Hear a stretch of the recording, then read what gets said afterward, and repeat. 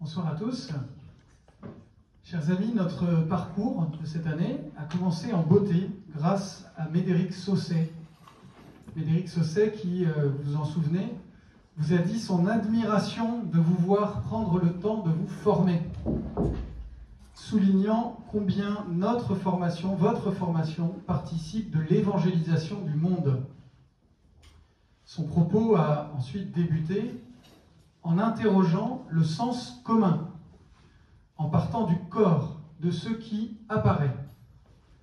Le visage du conjoint, nous disait-il en particulier, est pour nous le visage du Christ. La corporéité n'est pas qu'une extériorité, elle est nous-mêmes.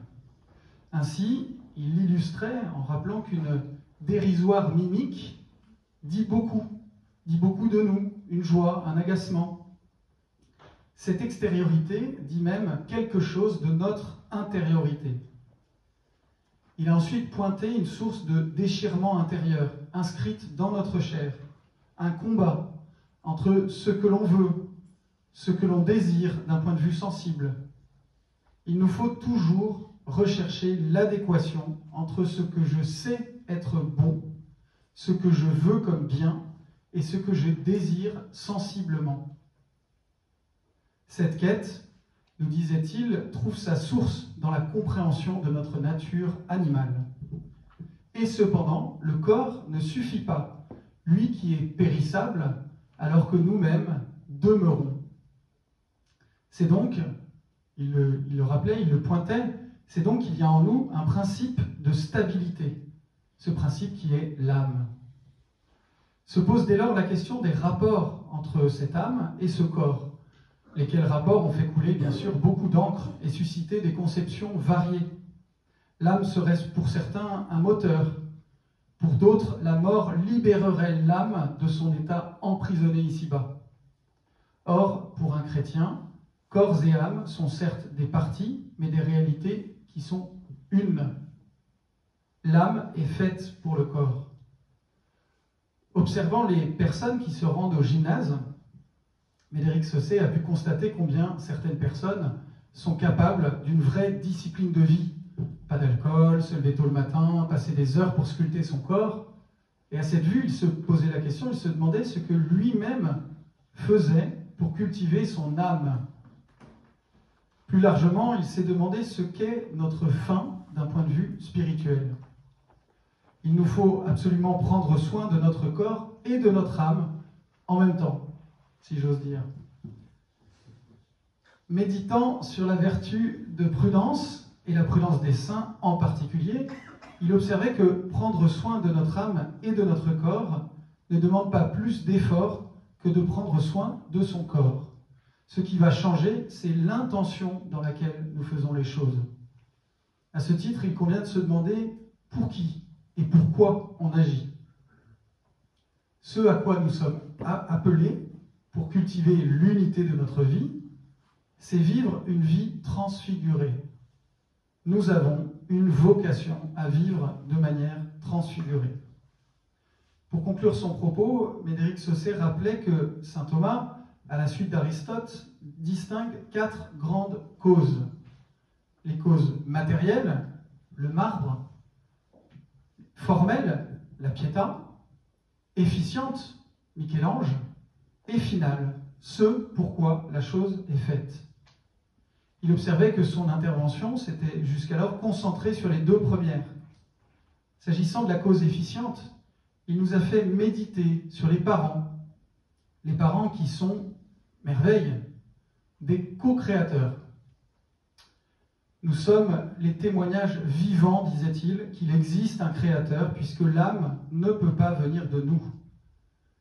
Pour ce qui est de la cause finale, nous sommes faits pour la contemplation. Oui, mais nous sommes les êtres, disait-il, de 2 mondes, le monde naturel et le monde surnaturel. Nous ne sommes pas les êtres les plus proches de Dieu par la nature, ce sont les anges.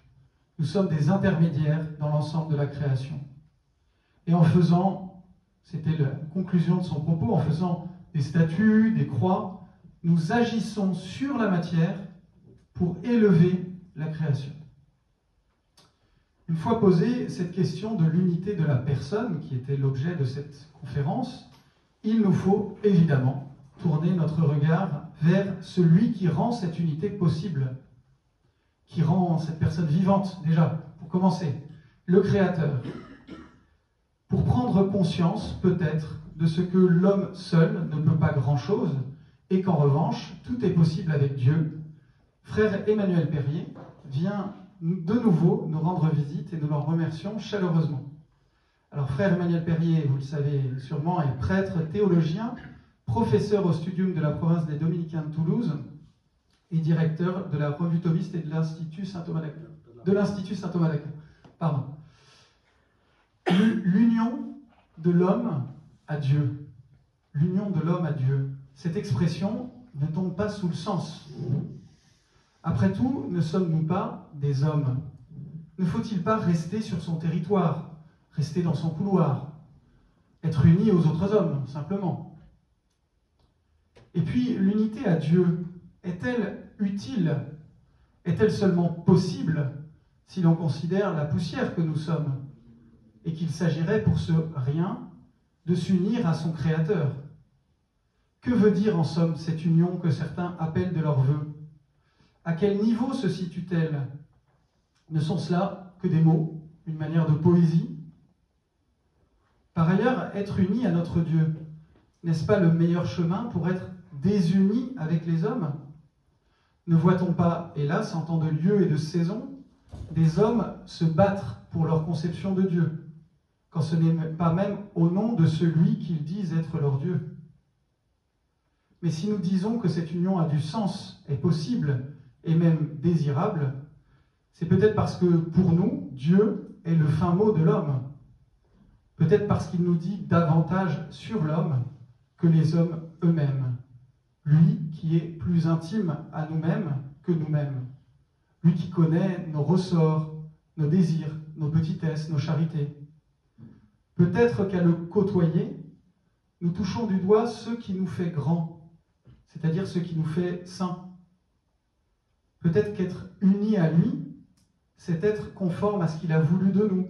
C'est donc être dans la charité, être ajusté au mieux avec les autres. Ni dans le mépris, ni dans la désunion, ni dans le jugement, ni non plus dans la fusion ou la sujétion. Et voilà peut-être pourquoi nous désirons cette union. Pourquoi nous attendons le temps où viendra pour nous, nous espérons, une union plus parfaite, sachant bien qu'au fond, notre cité se trouve dans les cieux. Voilà, frère Emmanuel, merci mille fois d'avance de nous éclairer sur ce grand sujet.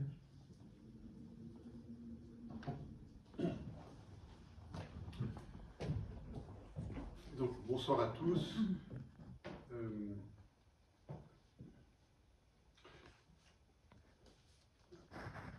Il y a une remarque que je m'étais faite lorsque j'ai habité en Suisse.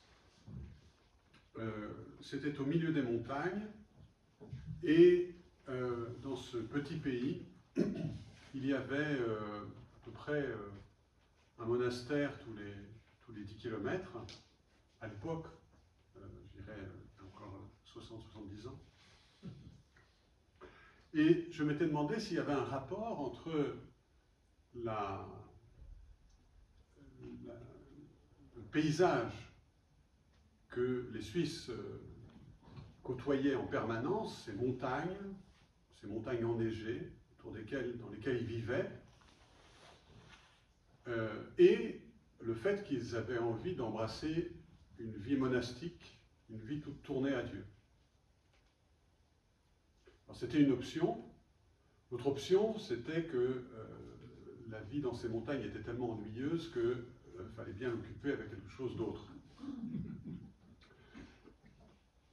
Je n'ai pas tranché, mais il n'empêche que cette question de la recherche de Dieu et en fin de compte de l'union avec lui, c'est une aspiration humaine universelle, constatée universellement, et sur lequel que je voudrais d'abord essayer de cerner. Et donc, je vais diviser mon exposé en 5 points. Tout d'abord, on va partir de ce phénomène, de cette réalité, de la recherche d'une union à Dieu chez les hommes. Et puis, ensuite, on essaiera de voir comment, dans la tradition chrétienne, cette recherche d'une union à Dieu est présentée, est comprise, puis comment elle se réalise dans le Christ, et puis ensuite on en verra les conséquences, dans les 2 derniers points. Donc tout d'abord, un peu ce phénomène de la recherche de l'union à Dieu. Je voudrais prendre 2 témoignages chrétiens, j'aurais pu en prendre 200, mais bon, vous n'auriez pas été d'accord. Enfin, je veux dire par là, vers minuit, vous seriez un petit peu impatienté. Et donc, je vais prendre juste 2 exemples parmi d'autres. L'un qui nous est proche, Sainte Thérèse de Lisieux, dans son poème qui s'intitule « La vie n'est qu'un instant ». Donc c'est un poème de la fin de sa vie, elle s'approche de la mort, et on sent que chaque instant devient plus précieux. Chaque instant est vécu d'une manière plus unique. Et voilà ce qu'elle écrit dans cette poésie à la fois un peu surannée, mais en réalité beaucoup plus élaborée qu'il n'apparaît. La vie n'est qu'un instant, une heure passagère. Ma vie n'est qu'un seul jour qui m'échappe et qui fuit. Tu le sais, ô mon Dieu, pour t'aimer sur la terre, je n'ai rien qu'aujourd'hui. Ah, laisse-moi, Seigneur, me cacher en ta face. Là, je n'entendrai plus du monde le vain bruit. Donne-moi ton amour, conserve-moi ta grâce, rien que pour aujourd'hui. Près de ton cœur divin, j'oublie tout ce qui se passe. Je ne redoute plus les craintes de la nuit. Ah, donne-moi, Jésus, dans ce cœur une place, rien que pour aujourd'hui.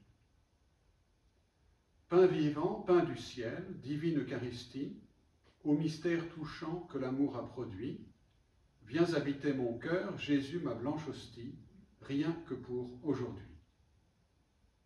Daigne m'unir à toi, vigne sainte et sacrée, et mon faible rameau te donnera son fruit, et je pourrai t'offrir une grappe dorée, Seigneur, dès aujourd'hui. Dans ce texte, nous voyons que Thérèse cerne son expérience, sa demande, sa prière au Christ, au travers de plusieurs thèmes, donc, qui sont liés à cet aujourd'hui. On a d'abord être caché dans sa face, caché en sa face, et pour ne plus entendre du monde le vain bruit, être complètement enfoui dans cette face. Deuxièmement, près de ton cœur, j'oublie tout ce qui passe, je ne redoute plus les craintes de la nuit. Près du cœur. Donne-moi, Jésus, dans ce cœur, une place. Troisièmement, le pain vivant, l'Eucharistie, dans l'espèce du corps du Christ. Viens habiter mon cœur, Jésus, ma blanche hostie. Donc elle mange, et c'est le viens habiter mon cœur.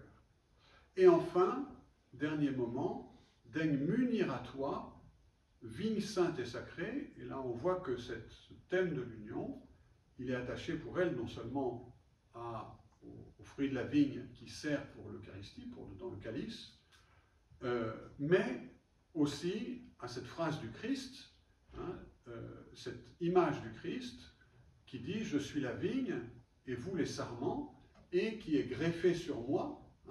Ma vie passe de moi en lui et il se met à produire du fruit, et produire des grappes. Et donc, daigne m'unir à toi et mon petit rameau te donnera son fruit et je pourrai t'offrir une grappe dorée, Seigneur, dès aujourd'hui.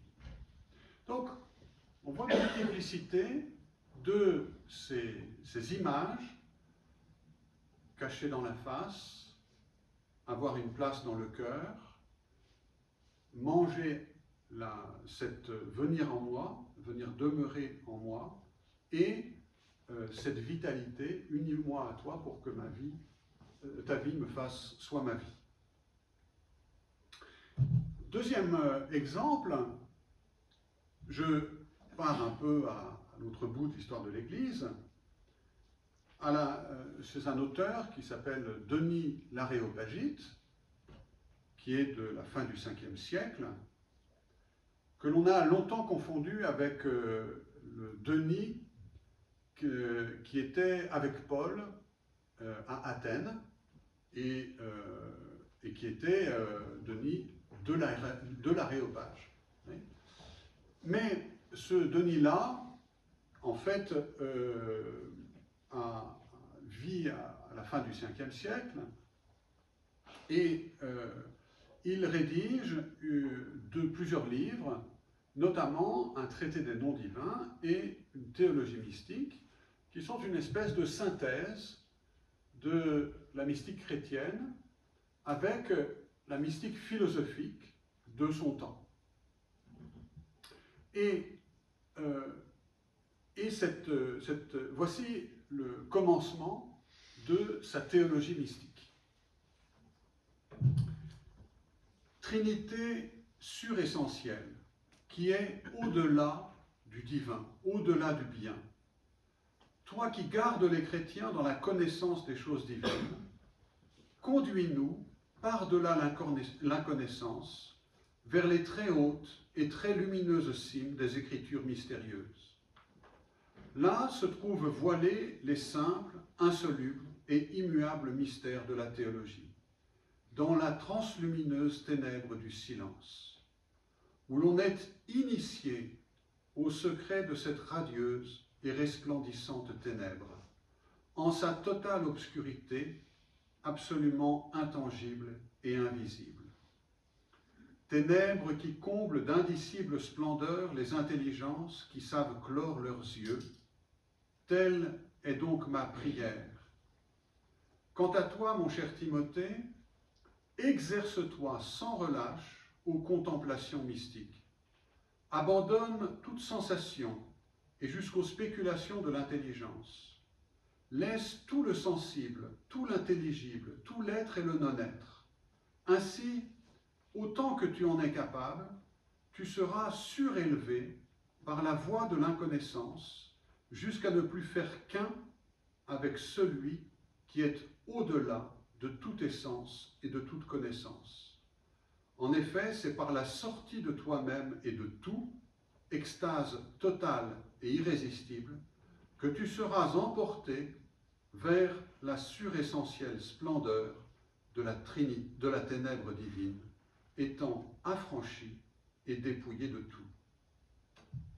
Pourquoi est-ce que j'ai voulu citer ce deuxième texte? Parce que Thérèse de Lisieux, en fait, sans le savoir, en est l'héritière. Ce texte, il a traversé les âges, il a été transmis au Moyen-Âge, il a été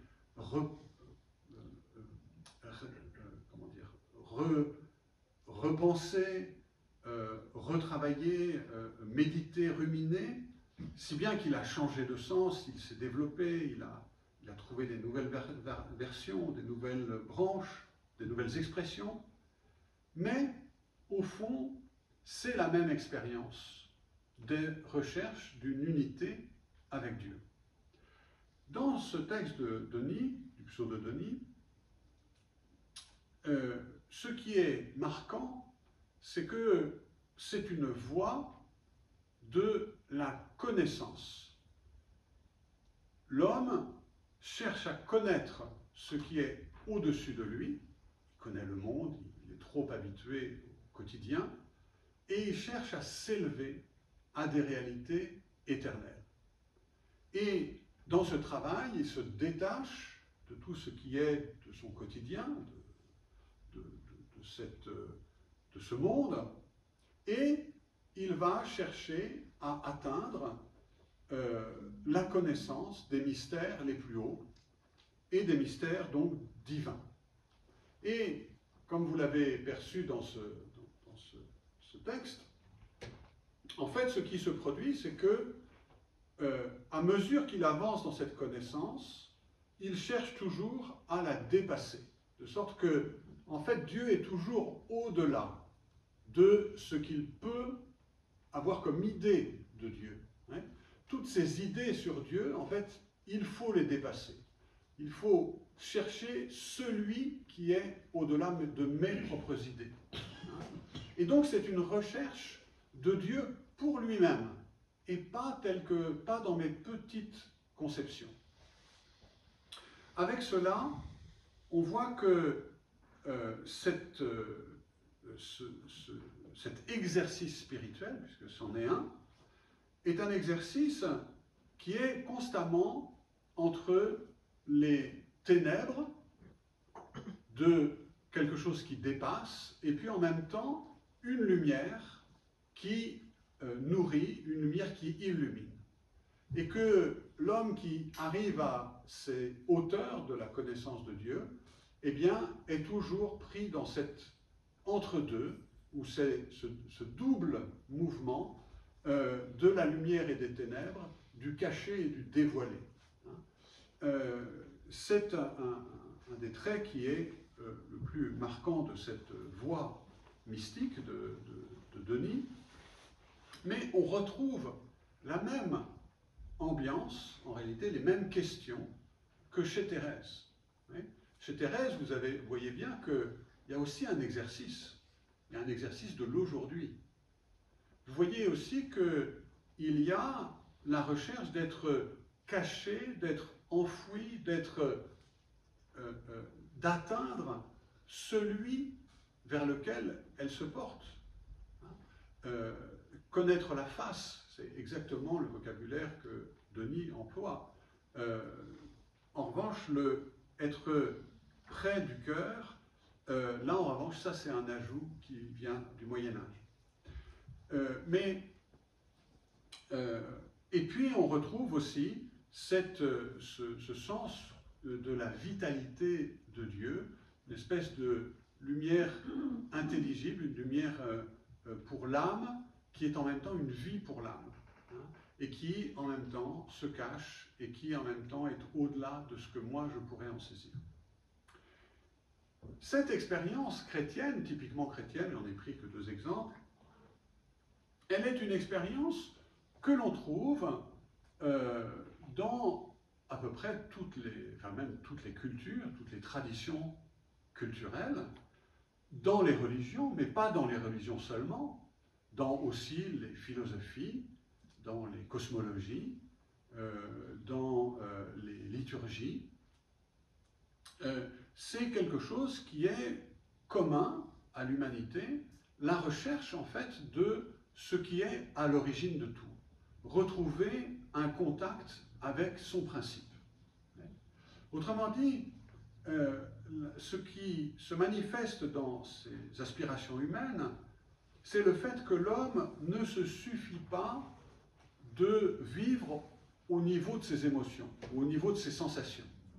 Il n'est pas comme un animal.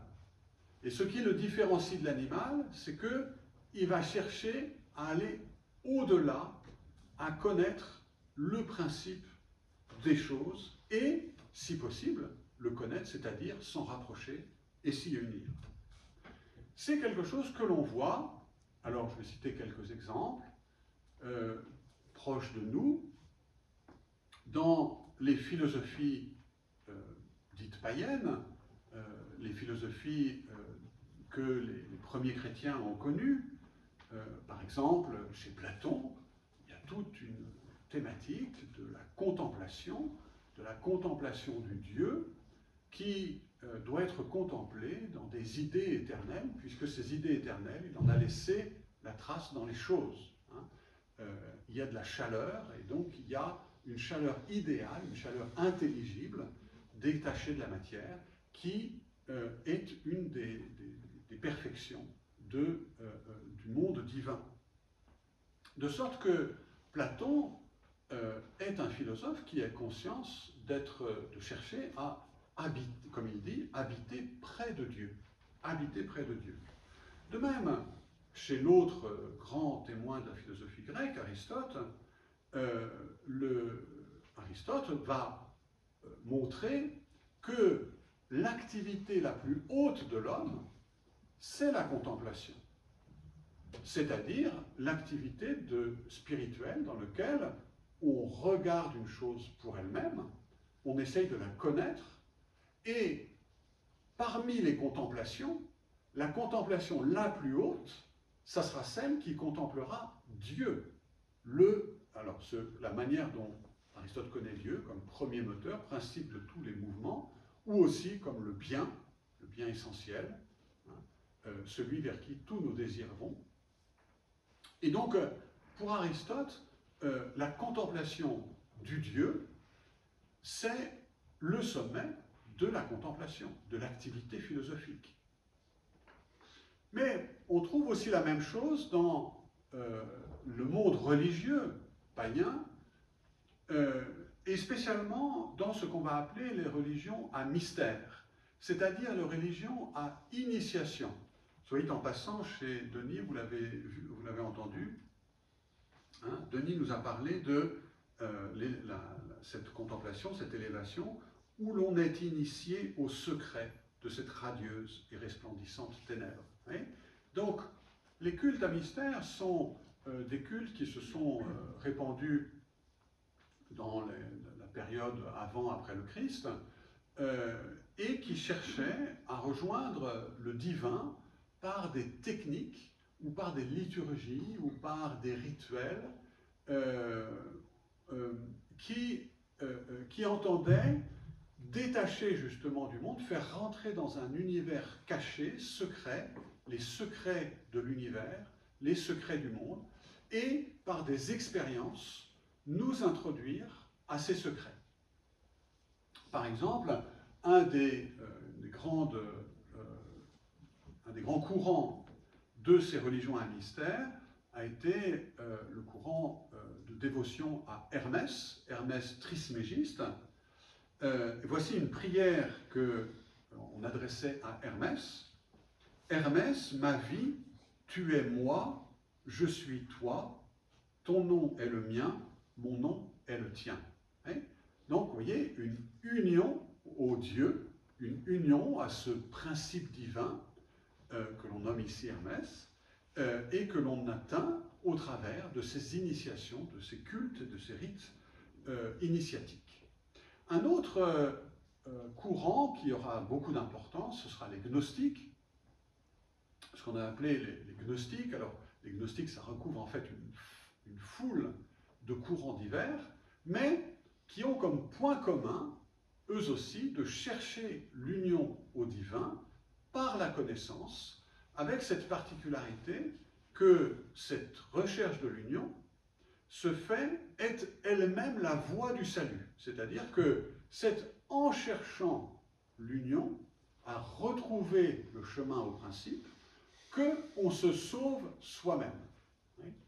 Et ces courants gnostiques, en fait, ont comme principe que l'homme était une réalité spirituelle, qu'il y a du spirituel dans l'homme, et que le fait d'être tombé dans la matière ne peut qu'être une punition et un mal. Et donc, pour retrouver un chemin d'union à Dieu, il faut sortir de la matière pour se concentrer uniquement sur l'activité spirituelle. Hein?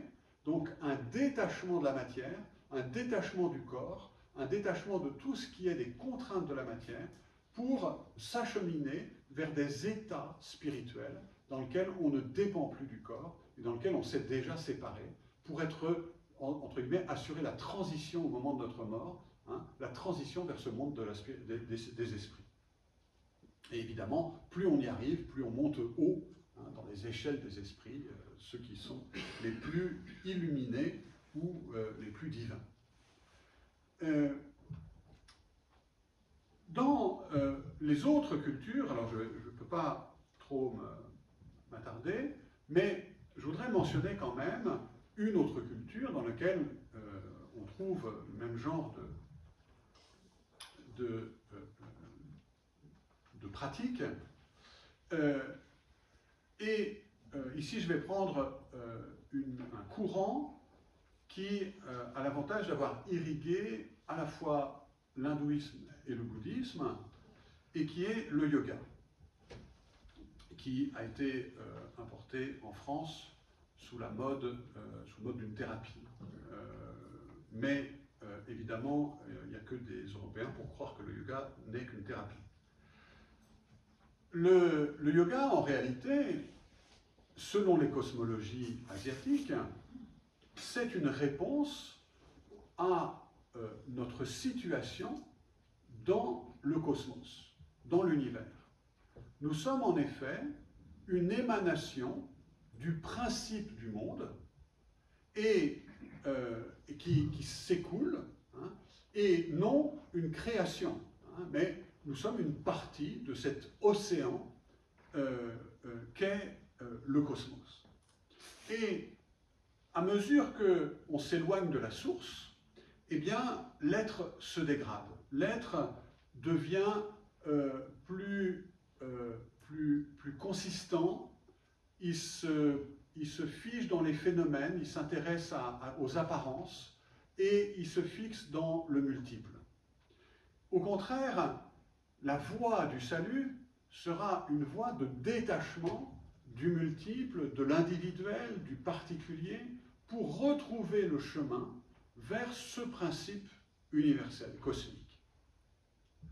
Et le yoga s'insère dans cette perspective et fournit en fait une méthode, un exercice spirituel pour progressivement retrouver ce contact et retrouver cette unité perdue avec le principe de tout. De sorte que dans cette pratique, on trouve plusieurs degrés d'initiation, mais pour retenir seulement les trois derniers, dans les trois derniers degrés, on va fixer son attention, puis on va méditer ou être absorbé, chercher à être absorbé dans la contemplation, et enfin, on va se replier totalement, on va atteindre un repliement total du moi sur le tout, qu'on peut appeler une enstase, par opposition à l'extase. Oui, Denis, par exemple, parlait d'une extase. Hein, on sort de soi-même en étant uni à Dieu. Au contraire, le yoga va produire une enstase. De quoi s'agit-il? Il s'agit de progressivement, on part de cette dualité entre nous et le monde, nous et l'extérieur, oui, en prenant des objets sur lesquels on va se concentrer. Et puis progressivement, donc par la fixation, la méditation et le repliement total, on va progressivement se rendre compte qu'en fait, entre cet objet et moi, en fait, il n'y a pas de distance. C'est la même réalité. Et on va développer cette indifférence à l'altérité et au contraire se dire, mais finalement, tout ça, ça n'est rien d'autre que ce tout qui est en cette chose que je regarde et en moi. Ouais. Et puis, l'étape finale, le moment où l'union se réalise, c'est le moment où on entre en entrant dans la coïncidence de soi-même et de l'objet, eh bien, enfin, on est dépersonnalisé. Oui, on devient le soi universel et impersonnel, qui est le soi du cosmos, où le moi et le non-moi, moi et vous, par exemple, moi et l'extérieur de moi, n'a plus aucun sens. Oui, il n'y a plus qu'un grand tout dans lequel, en étant rentré en moi-même et en ayant pénétré dans cette inanité de tout ce qui est individuel, j'ai annulé en moi tout ce qui était de l'altérité, de la multiplicité. Et à ce moment-là, hein, on atteint des états de conscience dits supérieurs, des états de conscience ou d'éveil, hein, qui qui vont être recherchés pour eux-mêmes comme étant la voie de salut. On trouve ce genre de mouvement aussi dans la tradition chrétienne. On trouve en effet des tentations de ce type, ou des tentations, des dérives de ce type. Je pense par exemple chez Maître Eckhart. Chez Maître Eckhart, il y a un certain vocabulaire de l'entrée en soi-même, de la recherche d'un soi qui est intérieur et inférieur à soi-même, et dans lequel, finalement, on va découvrir que en anéantissant notre moi, eh bien, on tombe sur le Créateur. Que Dieu, c'est finalement le néant de moi-même. On trouve aussi d'autres types de recherche de l'union à Dieu.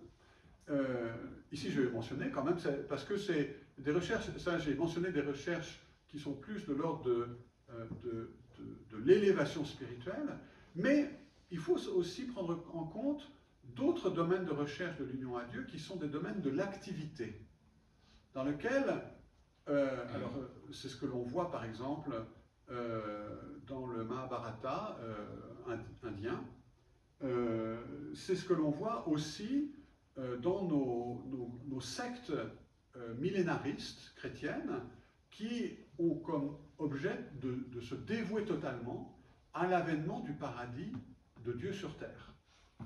Donc, c'est dans ces sectes, tout doit être concentré sur l'activisme, le soi, on se dépossède de soi-même, pour que tout soit orienté sur l'advenu de ce règne de Dieu, de ce règne de paix, d'amour, de charité, de fraternité universelle. Donc c'est pour ça que Jean-Luc Mélenchon est un grand chrétien, mais un post-chrétien, celui qui malheureusement s'est trompé de spiritualité chrétienne. J'en passe, j'ai passé un peu trop de temps à décrire, mais maintenant, présenter ces phénomènes de recherche de l'union à Dieu, je voudrais maintenant essayer de décrire à partir de ce que la Bible nous dit. Et pour cela, j'ai rassemblé, on peut rassembler 5 grandes images ou thèmes qui reviennent pour exprimer ce que c'est que être uni à Dieu. Et je les présente parce que, et dans la suite on le verra, dans la suite ça va être important parce qu'on a vu que la mystique c'est une chose dangereuse. Ça peut conduire à des très belles unions à Dieu, genre Sainte Thérèse de l'Enfant Jésus, mais ça peut conduire aussi à Jean-Luc Mélenchon. Voilà, il faut faire attention. Et donc, dans l'Écriture sainte, Dieu nous fournit un certain nombre de thèmes qui sont pour nous un peu des points de repère de ce que c'est que l'union à Dieu. Le thème premier, celui qui en fait est très marquant dans l'Écriture sainte, c'est la vision et le dévoilement. Et c'est pour ça que chez Denis va tout centrer sur cette vision. Et le modèle ici, c'est Moïse. Moïse sur la montagne. Et vous voyez que immédiatement vous avez une image qui s'impose, qui est celle d'une ascension. Vision égale, pour trouver Dieu, pour le voir, il faut s'élever sur une montagne pour aller le rencontrer dans un lieu caché, secret.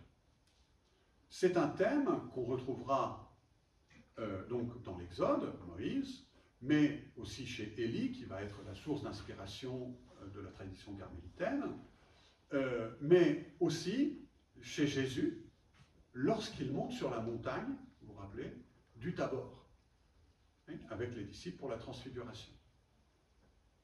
Donc, la montagne, c'est le lieu de la rencontre de Dieu.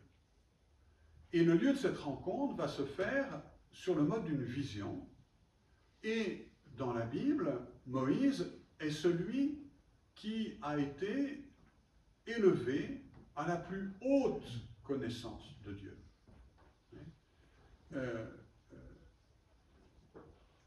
Entre l'Exode, le livre de l'Exode, et le livre du Deutéronome, il y a une hésitation. Est-ce que Moïse a vraiment vu Dieu? Et là, il y a un grand thème qui est que non, on ne peut pas être vivant et voir Dieu. Pour voir Dieu, il faut mourir. Parce que Dieu est trop grand pour être vu ici-bas. Dieu n'est pas matériel, Dieu n'est pas corporel. Et ce n'est pas avec tout ce que nous sommes, notre statut ici-bas, que nous pouvons voir Dieu. Donc, ce grand thème de la vision, c'est un thème en même temps de la limite de la recherche de Dieu sur terre. Mais, une autre tradition dit, mais si Moïse a vu Dieu, parfois on dit face à face, parfois on dit de dos. Il l'a vu, mais il a vu que le dos. D'accord? Vous voyez, c'est cette ambiguïté-là. Et je vous lis le thème dans Exode 19, ce récit donc de Moïse, non pas la voix, mais ce qui s'ensuit. Moïse descendit de la montagne vers le peuple, il sanctifia le peuple, tous lavèrent leurs vêtements, et Moïse dit au peuple, soyez prêts dans 3 jours. Le 3e jour, dès le matin, il y eut des coups de tonnerre, des éclairs, une lourde nuée sur la montagne, et une puissante sonnerie de cor. Dans le camp, tout le peuple trembla. Moïse fit sortir le peuple hors du camp, à la rencontre de Dieu, et ils restèrent debout au pied de la montagne. Et là, Moïse, lui, va rentrer dans la montagne. Donc, le peuple, ceux qui sont en état de sainteté, mais qui ne sont vraiment pas assez proches de Dieu, ils restent en bas. Puis Moïse, lui, parce qu'il a vraiment une sainteté sans égale, il est appelé à s'élever vers le haut, et il va rentrer dans cette nuée terrifiante, mais lui, il n'a pas peur, il ne craint pas, parce qu'il va vers cette union à Dieu. Donc, premier thème, la vision. Deuxième thème, l'image de l'époux et de l'épouse. C'est un thème que l'on trouve dans le Cantique des Cantiques, qui a été de multiples manières utilisé dans d'autres écrits, que ce soit les prophètes, les psaumes.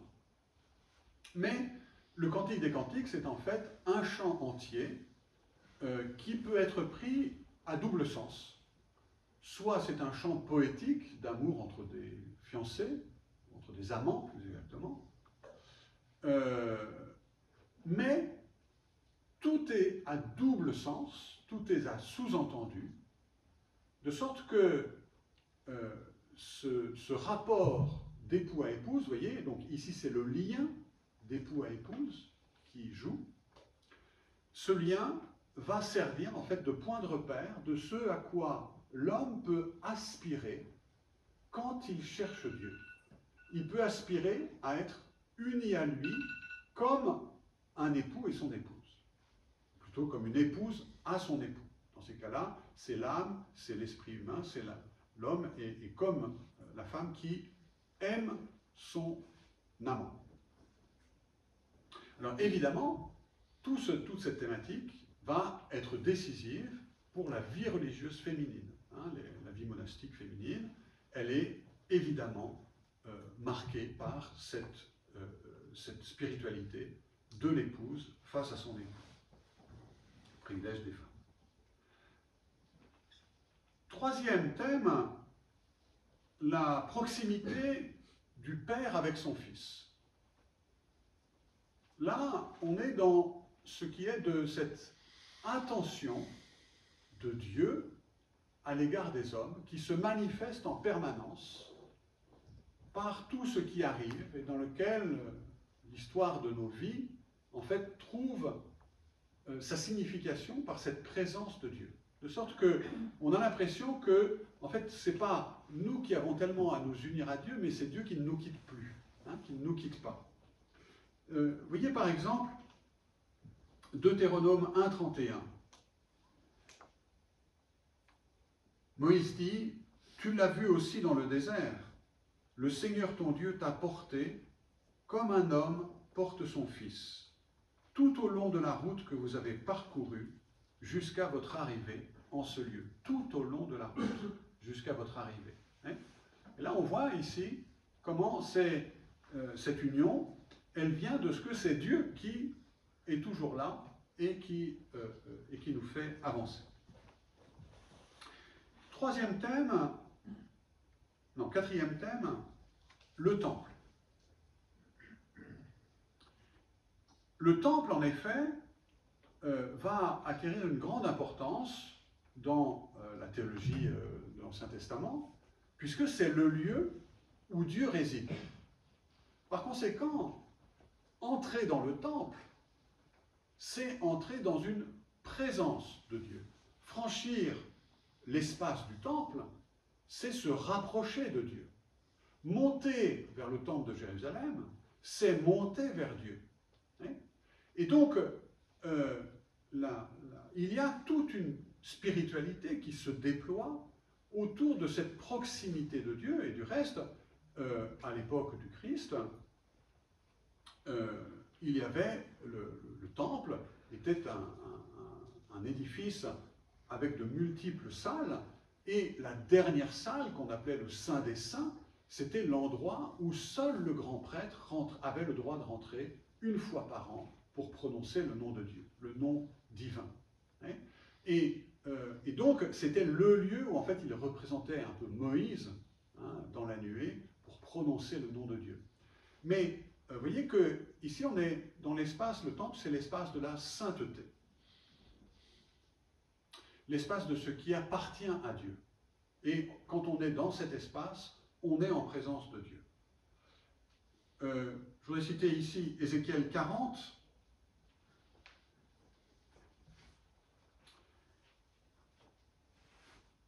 La 25e année de notre déportation, au début de l'année, le 10 du mois, 14 ans après la chute de la ville de Jérusalem, la main du Seigneur se posa sur moi, dit Ézéchiel.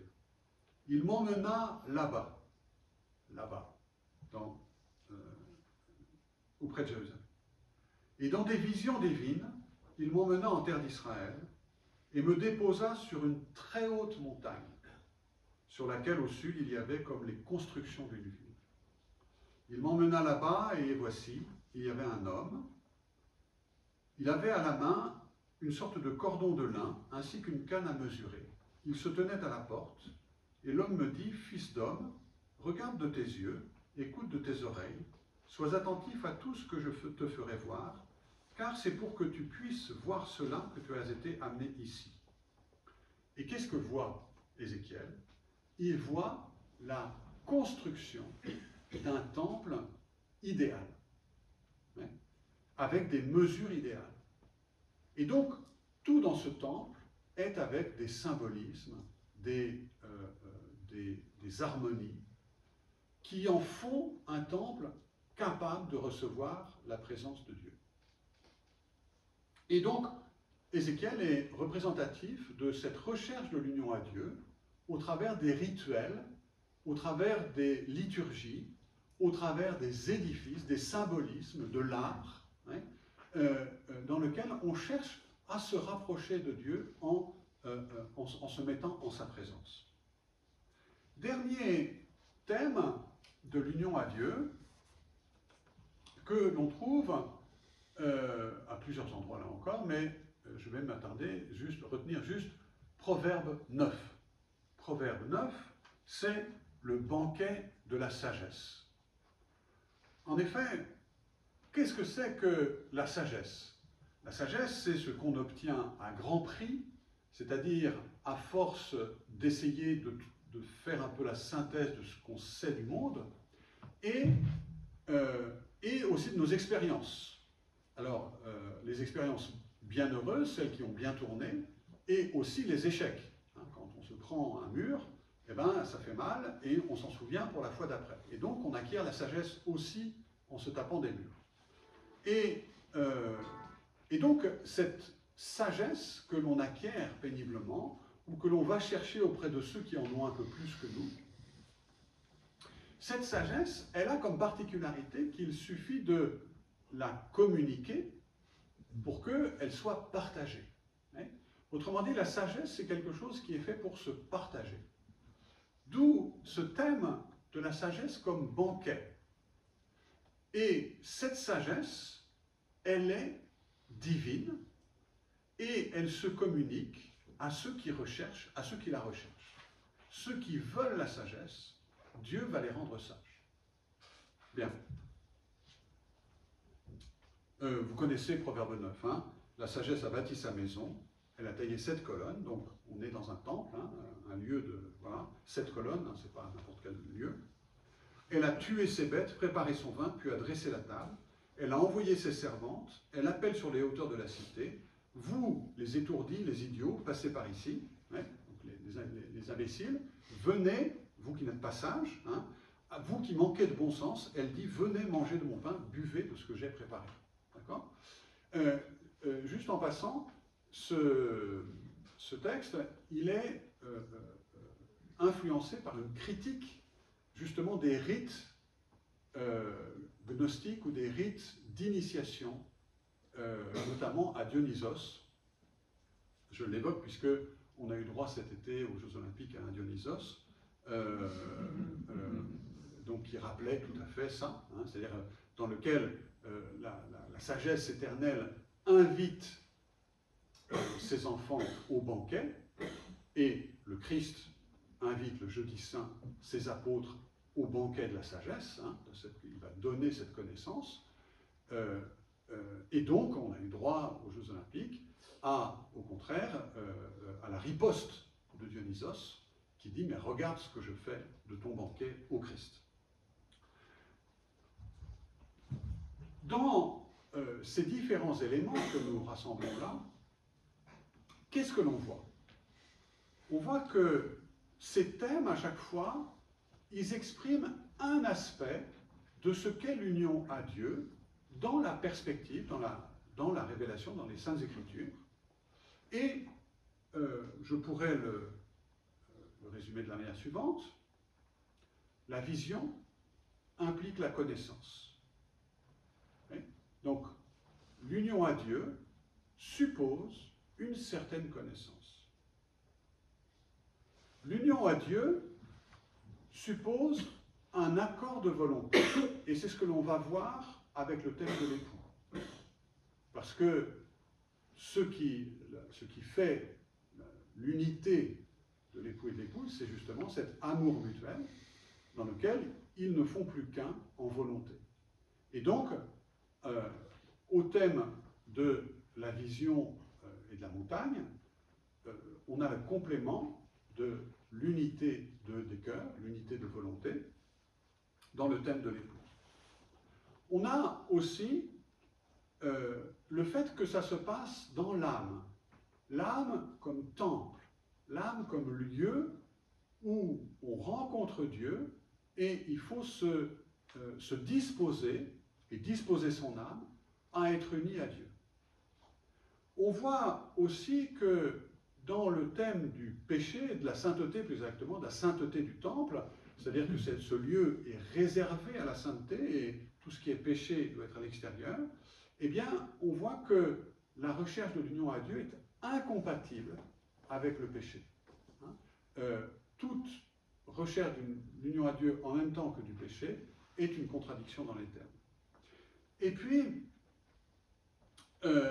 on voit aussi que le thème de la sagesse nous montre que cette connaissance amoureuse, connaissance dans le cœur de l'âme, connaissance éloignée du péché, elle va être une connaissance qui nous fait entrer dans les desseins de Dieu, qui nous fait entrer dans les secrets de Dieu, cette sagesse qui nous convie à son banquet. Et enfin, ne pas oublier que cette notre condition de créature, à savoir que nous sommes toujours, ce n'est pas en réalité nous qui allons chercher Dieu, mais c'est lui qui nous cherche, c'est lui qui nous attire à lui. Hein, c'est le thème du Père et de son Fils. L'union à Dieu, c'est d'abord l'union du Père, de Dieu, qui s'occupe de nous.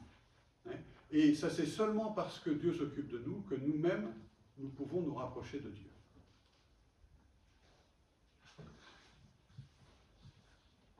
J'en viens maintenant à l'achèvement de cette perception de l'union à Dieu avec le Christ. Et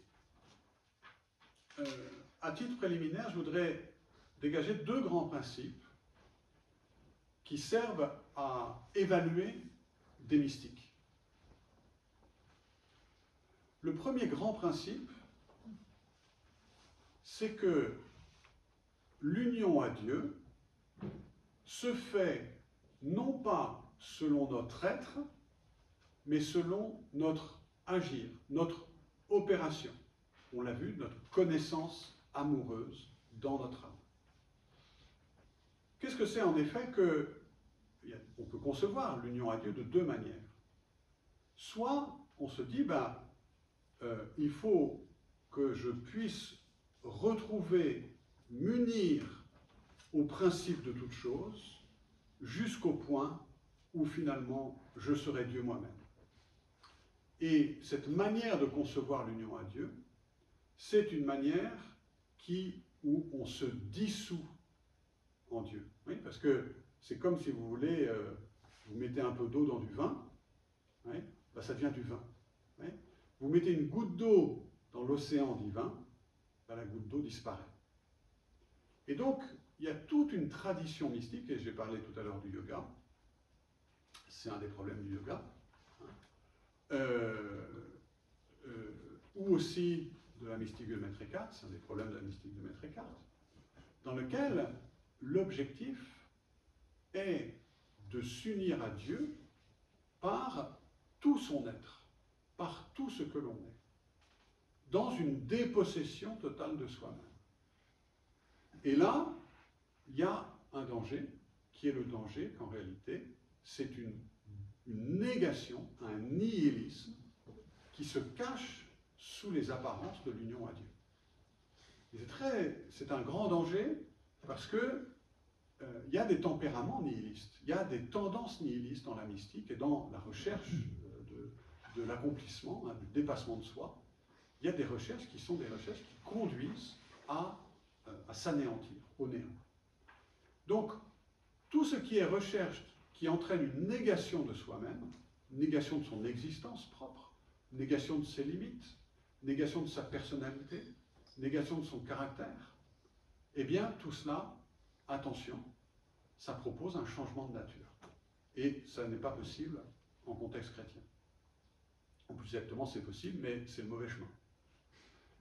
Au contraire, le grand principe de la mystique chrétienne, de l'union à Dieu, c'est rechercher Dieu dans des actes, dans des actions que l'on fait, où on cherche à s'unir à Dieu dans des actions.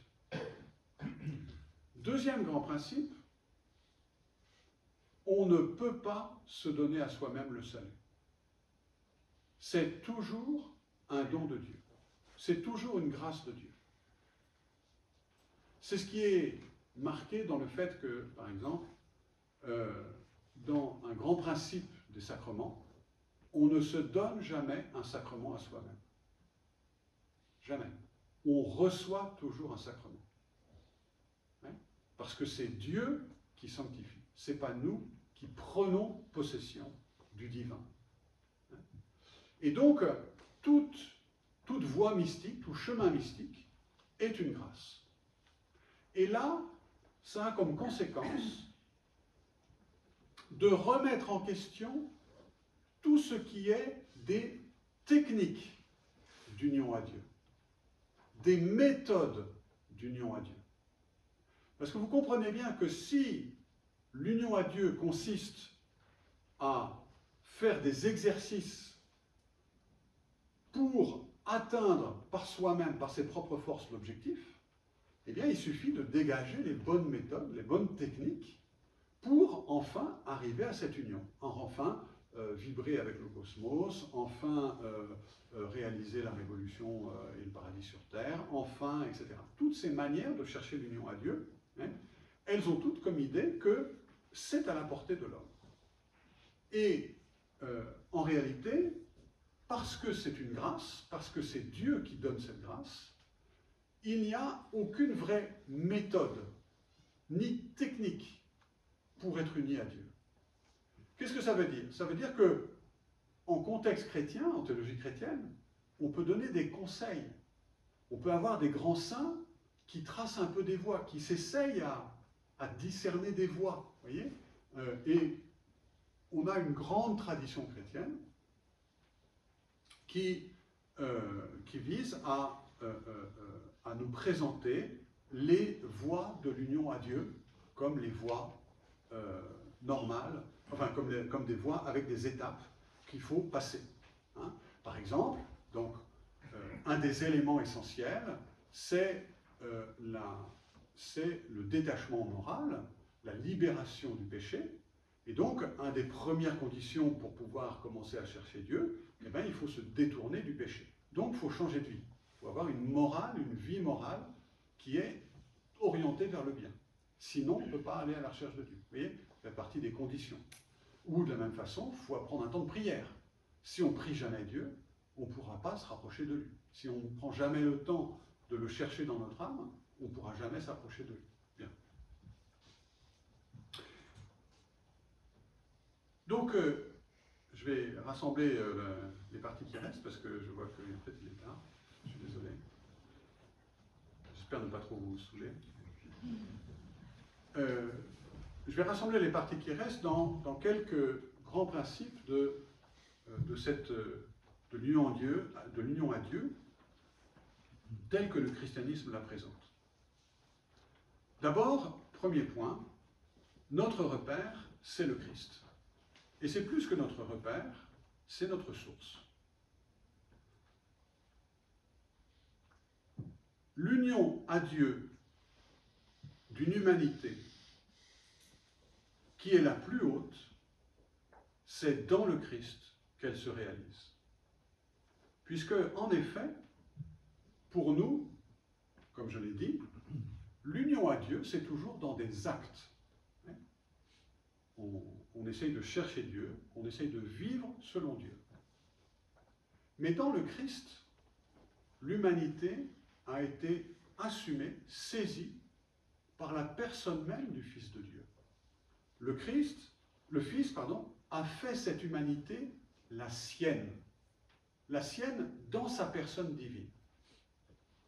De sorte que l'humanité dans le Christ, elle atteint l'union la plus haute qui soit, qui est l'union dans la personne même. Une union à laquelle nous ne pouvons pas prétendre. Nous pouvons prétendre qu'il y a une union dans des actes. Mais au contraire, le Christ, c'est une union dans la personne. Mais il y a plus. C'est que cette union, elle s'est réalisée au moment de l'Annonciation, lorsque l'ange annonce à la Vierge qu'elle va concevoir et que l'Esprit Saint descend sur elle et que cet enfant est conçu comme fils de Dieu dans le ventre de la Vierge Marie. Et qu'est-ce que cela veut dire? Cela veut dire que cette humanité, à l'instant même où elle est devenue l'humanité du Fils de Dieu, elle était déjà unie au maximum de ce qui est possible à une humanité.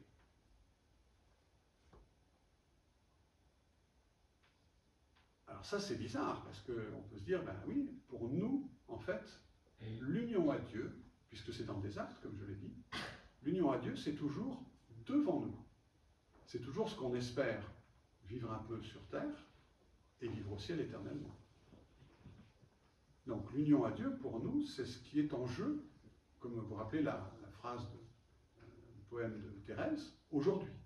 Fait que aujourd'hui, que ça se passe aujourd'hui. Et chaque jour, c'est aujourd'hui. Mais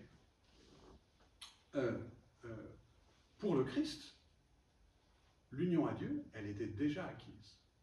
Pourquoi? Parce que le Christ n'était pas seulement un homme, un homme qui atteignait Dieu, mais il était homme pour nous donner l'accès à Dieu. Et donc il fallait qu'il possédât en lui-même déjà cette union au plus haut point pour pouvoir nous la communiquer. Et c'est ce que l'on voit dans les évangiles, c'est que cette union de l'humanité du Christ à Dieu, elle est telle que dans les évangiles, vous pouvez regarder chaque acte du Christ, chaque parole du Christ, c'est toujours une humanité qui parle, c'est toujours une humanité qui agit, mais c'est toujours en même temps Dieu qui agit dans cette humanité. Dieu qui parle dans cette humanité. Autrement dit, le Christ vit dans une constante unité de vouloir et d'action avec Dieu. Et c'est de cette manière qu'il va être la source de notre salut, qui va être notre sauveur. C'est dans cette union dans la personne que toutes ses actions, tout son agir, va nous apporter un salut. Donc, pour nous, le modèle, c'est le Christ, mais pas le modèle au sens où nous pouvons le limiter, c'est pas possible, mais c'est le modèle au sens où il nous a ouvert l'union à Dieu comme perspective, comme grande perspective de vie chrétienne.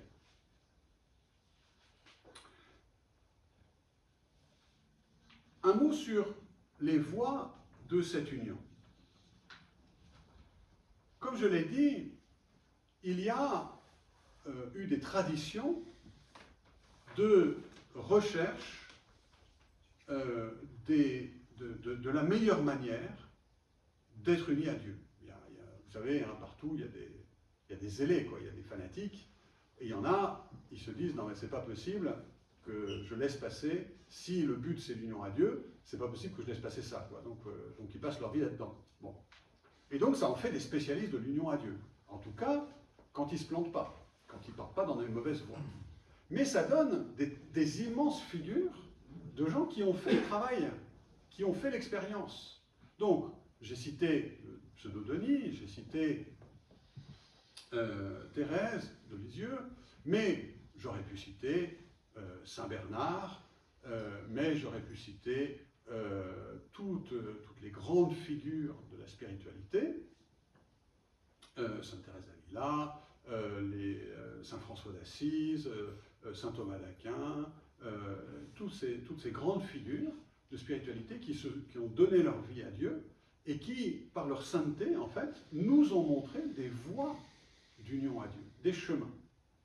Et donc, on a, si je puis dire, toujours eu des voies particulières, des gens qui sont à 100% consacrés à l'union à Dieu.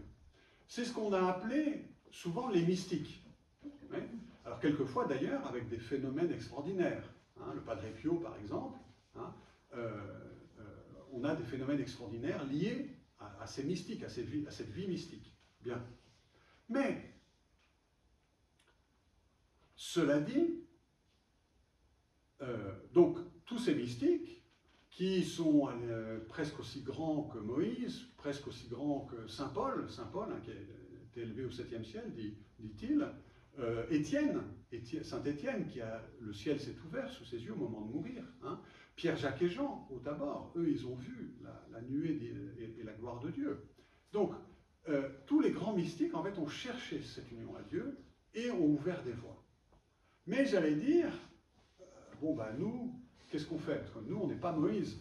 Hein, donc, est-ce qu'on est comme le peuple, au bas de la montagne, on voit les mystiques qui s'agitent en haut, là, qui sont dans la fumée, quoi, et qui fument même un petit peu. Et puis, nous, on est très loin, bon. En réalité, comme je l'ai dit, la voie que le Christ a ouverte, le chemin qu'il a ouvert, c'est le chemin de l'union à Dieu. Il le dit lui-même, que que tout soit un comme nous sommes un, et qu'il soit un en nous. Oui? Donc le Christ nous appelle à être unis à lui. Et donc, ça veut dire quoi? Ça veut dire que tout ce qu'il a laissé, le Christ, pour nous, c'est notre chemin d'union, on va dire un chemin ordinaire, commun, pour tout le monde, pour tous les baptisés, et même pour les mystiques. Et même pour les mystiques. Et je dirais, et surtout pour les mystiques. Vous voyez, ça c'est un des grands critères de discernement des vrais et des fausses mystiques. La vraie mystique, ou le vrai mystique, ne se dispense pas des moyens ordinaires de tous les baptisés. C'est-à-dire la fréquentation de la parole de Dieu, des sacrements, notamment l'Eucharistie, la confession, la foi intègre, la foi qui ne dévie pas, hein, on ne commence pas à raconter n'importe quoi sur Dieu, et au contraire, on se méfie de ce que l'on peut raconter. Et puis, la charité. Et là, sur la charité, il y a un très grand repère, c'est que, vous savez, hein, le commandement, c'est l'amour de Dieu et du prochain. Et en fait, c'est Saint Jean qui explique ça, dans sa première épître, l'amour de Dieu, c'est la condition pour aimer le prochain. Parce que l'amour de Dieu, c'est lui qui vient en nous pour nous aider à aimer le prochain, et spécialement ceux qu'on n'a pas envie d'aimer. Ceux qu'on a envie d'aimer, c'est facile, comme dit le Christ. Hein. Si vous aimez vos amis, vous êtes comme les païens. Mais si vous aimez vos ennemis, alors là, ça c'est le signe que l'amour de Dieu est là qui agit. Donc, amour de Dieu et du prochain, l'amour de Dieu, c'est la condition pour qu'il y ait l'amour du prochain. Mais l'amour du prochain, c'est la vérification de l'amour de Dieu. Et ça, c'est un très grand point pour tous ceux qui partent un peu dans les sphères de la prière, de la contemplation, de la vie mystique, etc. C'est, ouais, non, très bien, tu passes des heures à la chapelle, etc. Mais est-ce que tu as apporté le yaourt à ta grand-mère qui est malade, ouais? Ou est-ce que tu as sorti les poubelles? Vous voyez? L'attention au prochain, le petit détail, l'attention au prochain qui fait que ça vérifie, est-ce que tu es vraiment avec Dieu? Si tu es vraiment avec Dieu, tu dois faire attention à ton prochain. Si au contraire, cette attention à Dieu te rend détaché des besoins de ton prochain, et notamment de celui qui a besoin de toi, eh bien là, attention, c'est plus avec Dieu que tu es. Donc, il y a une voie commune de l'union à Dieu. Et cette voie commune de l'union à Dieu, nous la connaissons, hein, celle de la vie des baptisés, qui a comme point de repère les béatitudes. Béatitude, hein, bienheureux, c'est ceux qui sont unis avec Dieu, parce qu'ils sont dans la béatitude, les béatitudes, les sacrements, la foi intègre, le double commandement de l'amour de Dieu et du prochain. Et je dirais, quand on a ça, eh ben, on est sur un chemin de vie mystique. Oui, au sens d'un chemin de l'union à Dieu tel que Dieu la comprend. Je ne vais pas rentrer dans plus de détails, je voudrais, pour conclure, donner quelques points de repère peut-être pour aujourd'hui. Pour aujourd'hui, qu'est-ce que ça représente l'union à Dieu? Ben, en fait, au fil de notre réflexion, on a rassemblé un certain nombre de conditions pour l'union à Dieu. D'abord, la première condition, c'est qu'il faut avoir une âme. Et c'est plus évident aujourd'hui. C'est vraiment un problème aujourd'hui. C'est-à-dire que tous les exemples de vie mystique que j'ai décrits ou que j'ai évoqués, ce sont des gens qui savaient qu'ils avaient une âme. Et que, autant les choses de la matière, ça se corrompt, ça disparaît, autant les biens de l'âme, eux, ils sont éternels et ils ont une valeur supérieure. Et donc, dans une société qui pense n'avoir que des cerveaux, et qui pense que tout se joue au niveau du cerveau, et qu'il n'y a plus d'âme, ben c'est sûr que, vous comprenez, il n'y a pas d'union mystique d'un cerveau avec Dieu. Hein?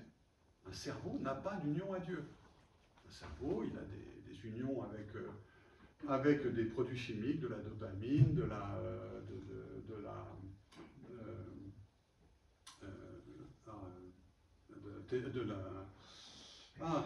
cet anti-inflammatoire, enfin bref, la cortisone, etc. Bref, il a, ça c'est le type d'union qu'on trouve dans le cerveau. Ouais. C'est en permanence des unions, des réactions chimiques, et c'est voilà le type d'union qu'on trouve dans un cerveau. Mais pour chercher une union à Dieu, il faut se rendre compte qu'on a une vie spirituelle, et il faut en avoir une. C'est-à-dire ne pas être, et c'est mon deuxième point, ne pas être abonné au paradis artificiel. C'est-à-dire les paradis que nous donnent les biens de consommation et nos instruments artificiels. Parce qu'en effet, si on est préoccupé constamment de consommation et de faire des choses avec nos propres instruments, eh bien en réalité, on n'est plus préoccupé, libre, on n'a plus l'esprit libre pour se tourner vers cette recherche de l'union à Dieu. Troisième condition, le sens de la prière. Et là, dans la prière, je voudrais dire deux choses, enfin souligner deux choses. Premièrement, comme on l'a vu, il y a la nécessité de prendre des temps de contemplation, c'est-à-dire des temps où on monte sur la montagne, des temps où on s'éloigne du bruit ambiant et où on se cache en Dieu, où on cherche Dieu, où on s'élève vers Dieu, on prend un texte biblique, on prend un grand texte spirituel, on prend un temps de prière, d'oraison. Bref, il faut ces temps de prière pour que l'âme ait le temps de monter sur la montagne. Hein, ça fait partie des conditions de l'union à Dieu. Mais il y a un autre type de prière qui est nécessaire, ce qu'on pourrait appeler la prière de demande. Celle que le Christ nous a apprise quand il nous a appris notre Père. Dans notre Père, nous faisons des demandes. Et pourquoi est-ce que c'est important pour la vie d'union à Dieu, pour la recherche de l'union à Dieu, que les demandes? C'est ce que j'ai dit tout à l'heure, c'est que la condition de l'union à Dieu, c'est que Dieu nous la donne. Et Dieu ne nous la donnera pas si on ne la demande pas. Ça ne peut pas être le fruit simplement de nos efforts. C'est pas parce que vous accumulez les heures à la chapelle, parce que vous accumulez les bouquins de mystique, parce que vous accumulez les pratiques, hein, que vous allez devenir plus saint et plus uni à Dieu.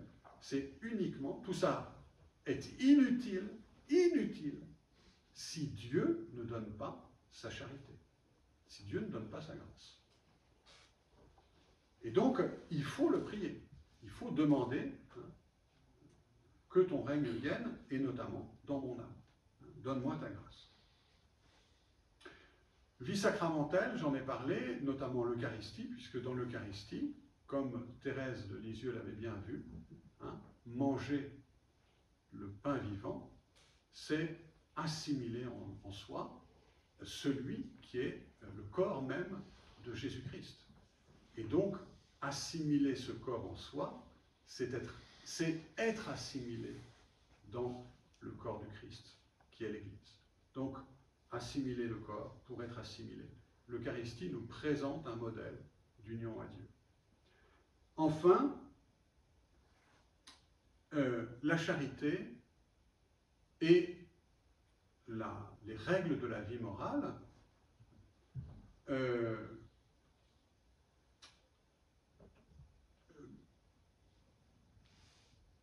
qu'est-ce qui est marquant dans notre époque démoralisée? C'est qu'on n'y parle plus que d'amour. La morale se réduit à l'amour. Et le problème, c'est que la vie mystique, c'est aussi une vie d'amour. D'où une espèce de confusion terrible, terrible.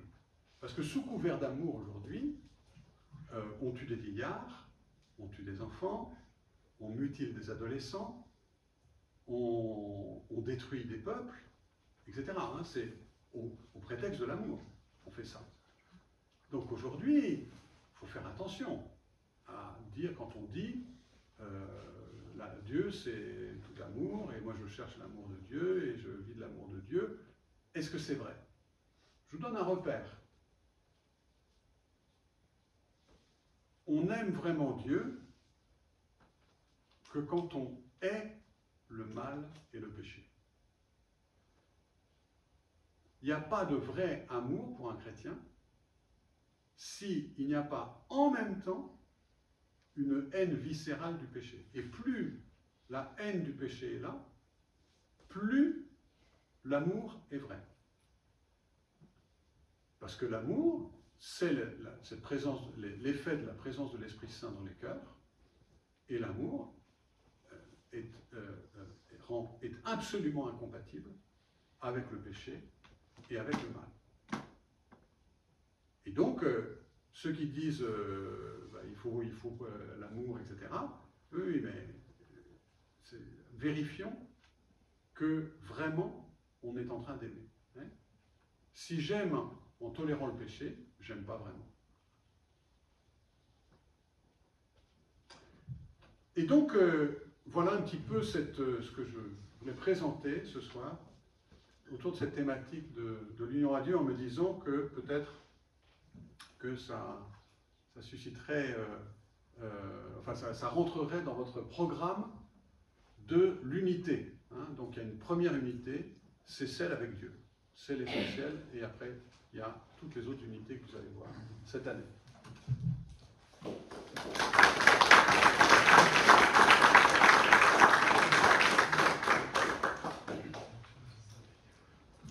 Ça rentre parfaitement dans le programme de l'année, effectivement. Merci beaucoup, frère Emmanuel. Et on va pouvoir avoir des questions.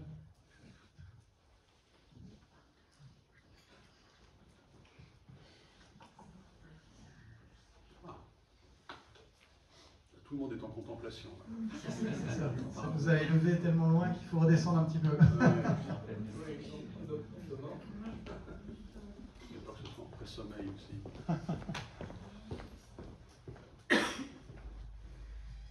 C'était juste une remarque, l'union du Christ avec Dieu, enfin l'humanité dans le Christ avec la divinité. On peut se la représenter en parlant du nouvel Adam, peut-être. Enfin, moi, ça m'aide beaucoup, ce nouvel Adam, avant le péché, en fait, avant la chute. Voilà. Alors oui, alors attention, le nouvel Adam, c'est au sens du principe d'un nouveau principe dans la race humaine. Oui, c'est-à-dire à l'origine d'une descendance. Et ce pourquoi il est le nouvel Adam, c'est que, effectivement, ayant vaincu le péché et la mort, ayant vaincu le péché et la mort, il est principe de vie pour tous ceux qui croient en lui. En revanche, ça c'est un des points auquel il faut faire attention, c'est tout à fait juste en quelque sorte, l'humanité est restaurée dans le Christ. Mais il faut bien se rappeler que le but de Dieu n'est pas de nous restaurer ici-bas dans l'humanité d'Adam. Et ça, autrement dit, il faut abandonner l'idée du paradis sur terre. Et notamment le christianisme comme thérapie. Thérapie dans laquelle on essaye de surmonter ou de dépasser tout ce qui est lié à notre corporité et aux problèmes qui sont hérités du péché originel. Donc, il y a une certaine...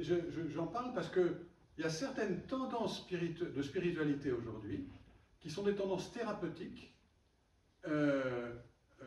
qui ne sont pas fausses en elles-mêmes, parce qu'on peut demander à Dieu de soulager des maux, hein, bien évidemment, mais attention à ce qu'elles ne camouflent pas le remplacement du désir d'être uni à Dieu par l'attente d'un petit paradis ou de retrouver un état intègre.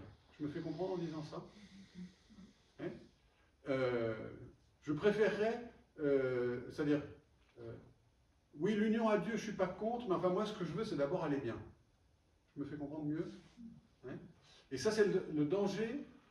En tout cas, c'est pas du tout, je dis, hein, derrière ce que vous disiez, mais c'est juste parce qu'il peut y avoir une ambiguïté sur ce nouvel Adam.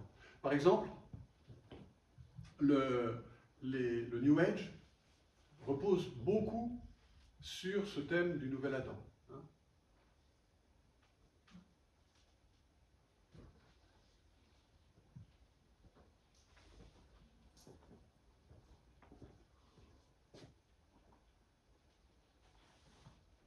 Peut-être une question qui va d'une certaine façon dans la prolongation de celle-ci. Comment, dans notre recherche d'union à Dieu, nous garder de deux travers? D'une part, de tirer Dieu à la mesure de notre petitesse, finalement, de s'en faire une image, c'est ça qui prolonge un peu la question. Et d'autre part, en sens contraire, de le laisser sur son Olympe très lointain et inaccessible. Oui.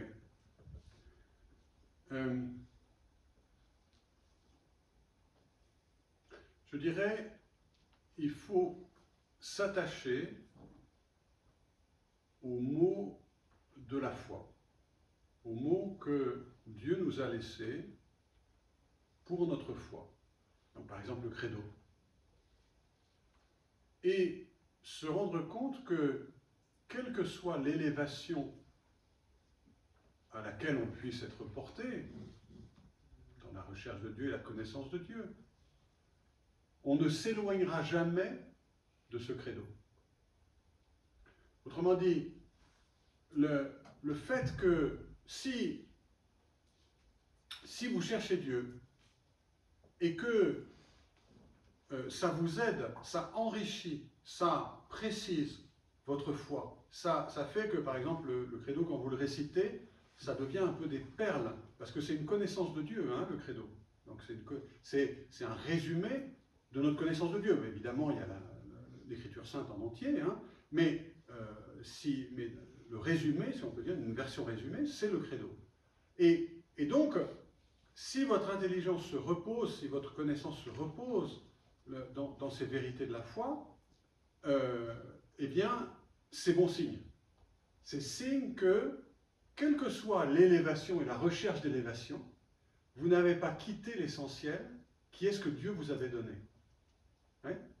Et donc, c'est plutôt un progressif attachement qui se réalise, plutôt qu'un dépassement. Et c'est la limite un petit peu de la voie, de ce que vous rappelez la voie dionysienne, la voie de Denis, là, que j'ai donnée au début. Hein. Vous voyez, c'est très platonicien. Et donc, il y a, en fait, on monte de concept en concept, et puis on va au-delà du concept qu'on avait, donc on découvre un nouveau truc, et puis on va au-delà, et puis on va au-delà, puis on finit en disant, non mais Dieu, de toute façon, tu es forcément encore au-delà. D'accord? Donc, on voit bien dans ce processus d'ascension comment il y a à la fois la recherche, on en veut toujours plus, et en même temps on se dit, ah oui mais attention, il ne faut pas que je mette Dieu dans mes concepts. Quoi, hein. Donc la méthode que je propose c'est plutôt, et ça c'est assez juste, comme ça, quelquefois on peut avoir cette impression-là, mais le point de repère c'est, est-ce que je garde la simplicité que je pouvais avoir la première fois où j'ai fait ma profession de foi, et où j'ai dit mon credo de tout mon cœur. C'était la même foi. Hein, c'était la même lumière que Dieu me donnait. Simplement, aujourd'hui, j'ai vieilli, j'ai grandi, donc j'espère que je suis plus attaché à chacune de ces vérités. La même chose pour la vie morale. Hein, l'attachement aux préceptes du Seigneur, aux béatitudes notamment. Les béatitudes, quand on est jeune, peut-être que ça parle moins, et puis ce qu'on peut espérer, c'est qu'en vieillissant, les béatitudes, ça devienne beaucoup plus central dans notre vie, parce que justement, elles commencent à nous parler vraiment, voyez? Et ça, c'est un signe de ce qu'on se rapproche sans avoir pris en main. Hein?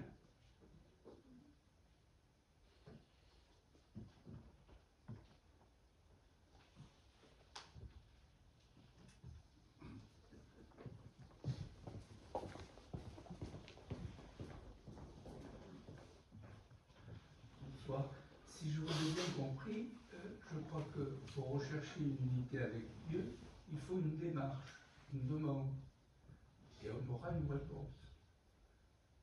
Alors, la source de la foi elle-même, comment la foi peut-elle venir, naturellement ou subjectivement, en l'absence d'un dialogue? Qu'est-ce qui peut donner l'idée d'aller demander cette unité avec Dieu? La foi n'est pas, comment dire, ne vient pas par elle-même. Oui. Alors, il y a ce qui est toujours présent, c'est l'attente naturelle de l'homme, parce qu'il est un être spirituel, à être comblé. Et donc, ça travaille l'homme de tout temps, depuis le premier homme, de toutes les cultures, ça travaille. Maintenant, vous pouvez organiser votre vie pour camoufler ça, pour faire en sorte que ça ne vous dérange pas trop, que ça ne vous démange pas trop. Ouais. Et donc, vous pouvez organiser votre vie avec entre quelques abonnements Netflix, un travail bien préoccupant, avec des activités dans lesquelles on pense sauver le monde. Et bien, finalement, au bout du compte, vous arrivez à vous passer à faire semblant qu'il n'y a rien. La seule chose, c'est que même ça, au bout d'un certain nombre d'années, il y a une espèce de vide intérieur qui se crée par le fait que la vie est remplie avec rien qui rassasie l'âme. Hein. Donc, ce qu'on voit, toutes les recherches, les expériences d'absolu, la recherche d'absolu, hein, elle est une démarche de l'homme qui lui vient naturellement. Et c'est au sein de cette démarche que Dieu vient et se sert de cette démarche et susurre des choses à l'homme. Le problème, c'est qu'il y a le diable aussi qui susurre en même temps. Donc, on choisit plus ou moins. Et c'est vrai que quand on a reçu l'éclairage et la connaissance qui vient de l'Écriture sainte, de la révélation, ben, on a l'avantage qu'on a au moins les garde-fous pour ne pas se tromper. D'accord ? Notamment celle de pas d'union dans l'être, mais d'union seulement dans les actes.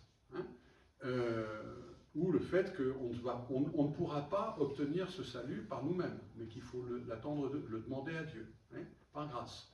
Donc ces deux principes-là, c'est des principes qui souvent ne sont pas vus, justement, par ceux qui avancent à tâtons, et que Dieu guide comme il peut. Il y a aussi, je pense, et ça c'est un nombre pas négligeable, j'ai parlé là j'ai parlé de l'union à Dieu, surtout je me suis concentré sur cette voie par la connaissance. J'ai dit qu'il y avait une autre voie par les actes, hein, mais bon, on ne peut pas traiter de tout. Mais dans la voie par les actes, je pense notamment à ces hommes, et ces femmes évidemment, qui ont tenu, alors même qu'ils ne connaissaient pas le Christ et qu'ils n'avaient pas reçu de connaissance de la révélation, qui ont tenu dans leur vie à une exigence de droiture personnelle et de justice à l'égard des autres, parce qu'ils voulaient être en cohérent avec l'ordre du monde et avec ce qu'est leur place dans ce monde. Oui. Là aussi, on est typiquement dans une certaine voie d'union à Dieu, qui est une voie qui est liée à la charité.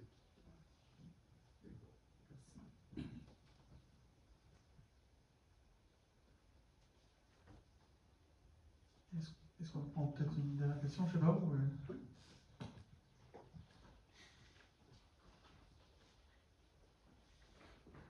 Sinon, j'en ai une. Vous avez parlé des dangers de la mystique, des mauvaises mystiques, vous avez donné un critère de discernement.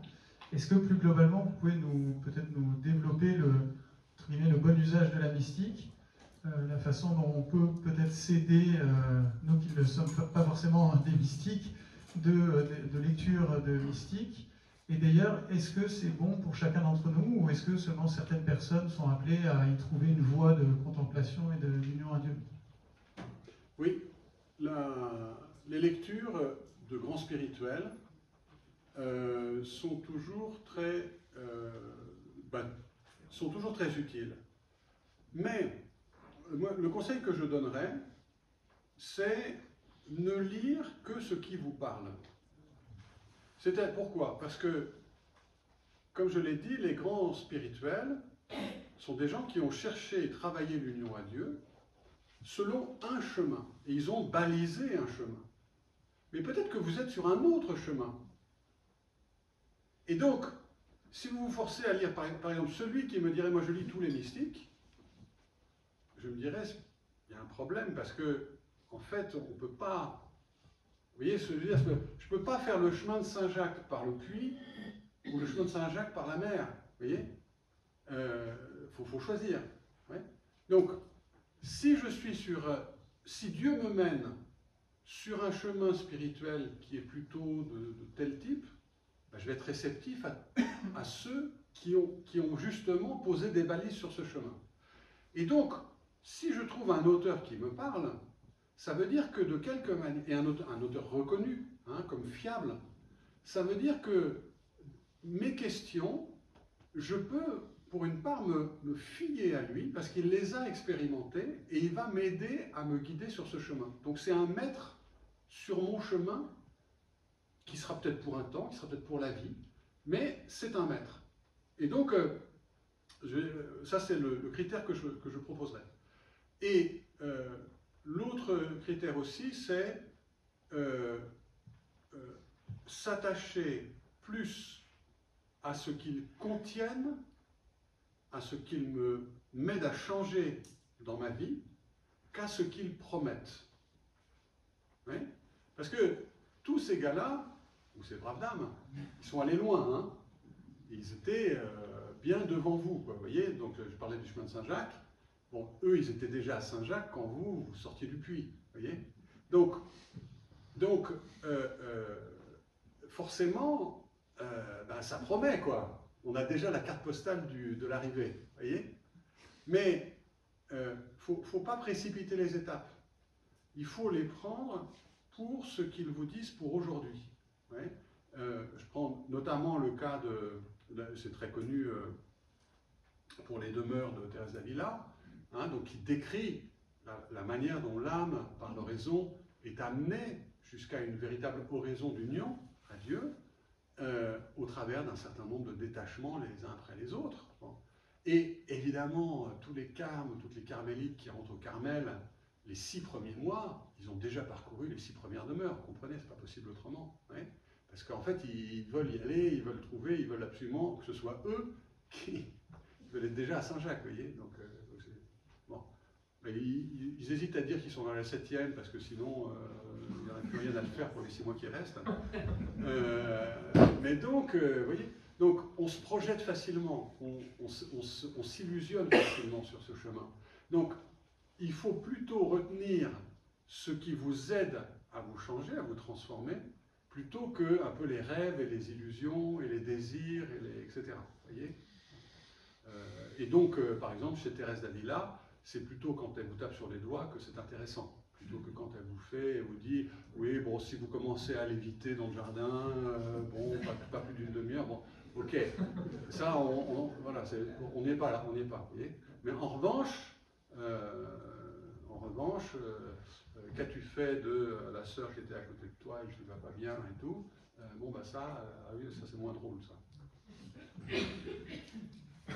Merci encore, frère Emmanuel.